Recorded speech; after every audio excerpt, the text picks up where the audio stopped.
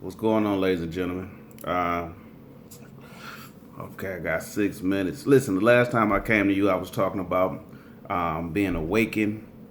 Um, that awakeness is being aware or being conscious of the fact that something, the way that you've been doing things, is not working for you.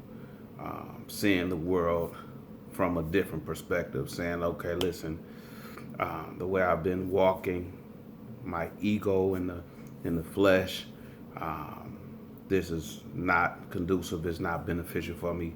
Something is not right.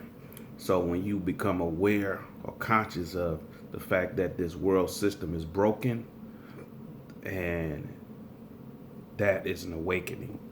But I mentioned that that is a daily process, and so second part of that is listen when you're comfortable.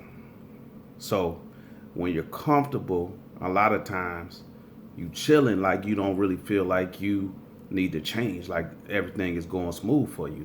So an example is if you could eat whatever you wanted to eat, didn't gain no weight, didn't have high blood pressure, diabetes, all your health markers was fine, would you ever switch up your diet?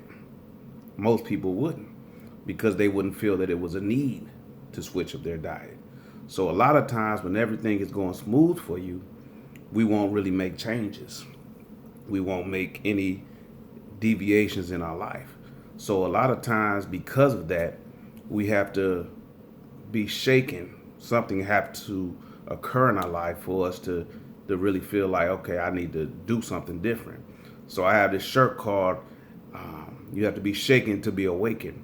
So as an example, like when you go in the room and your parent or your kid is asleep and you trying to wake them up, you calling their name, calling their name, and they won't wake up, and you have to go over there and actually literally shake them to wake them up. Sometimes that's what has to happen to us. We have to go through different things, and experiences will shake us, whether it's a death in our family, whether it's an illness, whether it's something that is unexpected that makes us come out of it and shake into a different perspective and say, okay, let me do something different. Let me tap in. Let me really see how I've been going, and the direction that I've been going in, and see if it's another way, because obviously this is not it. But the thing is, we don't want to constantly have to repeat the process.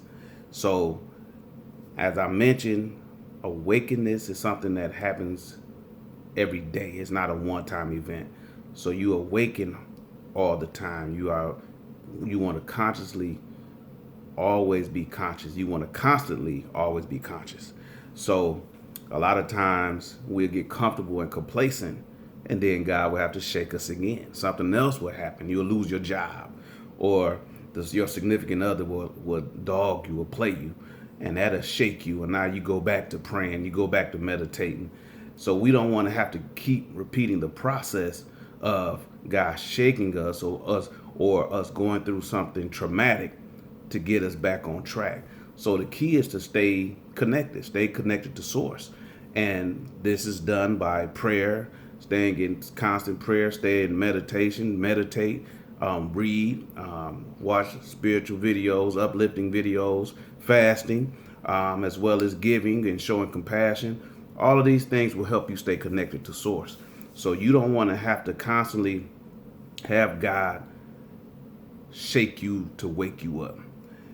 That's not his primary means of waking us up.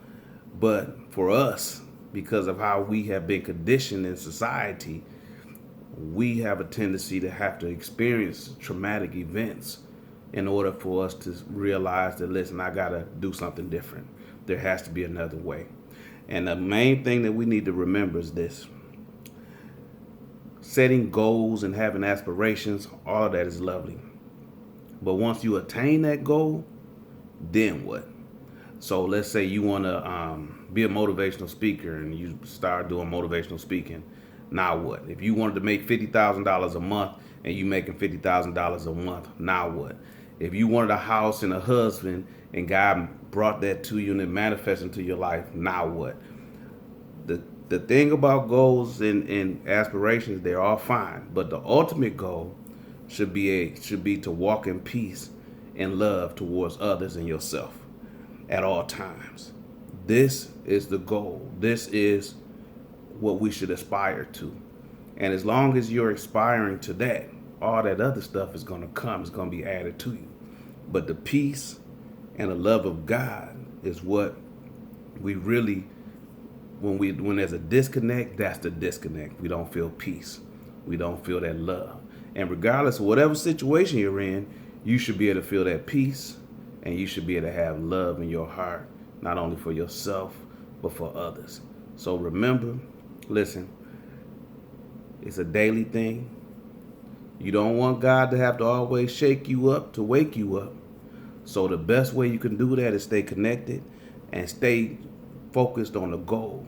Your major goal is to stay at peace and to stay in love and to be able to walk in peace and walk in love, not only towards your neighbors, but having that peace and love within yourself for yourself. All right.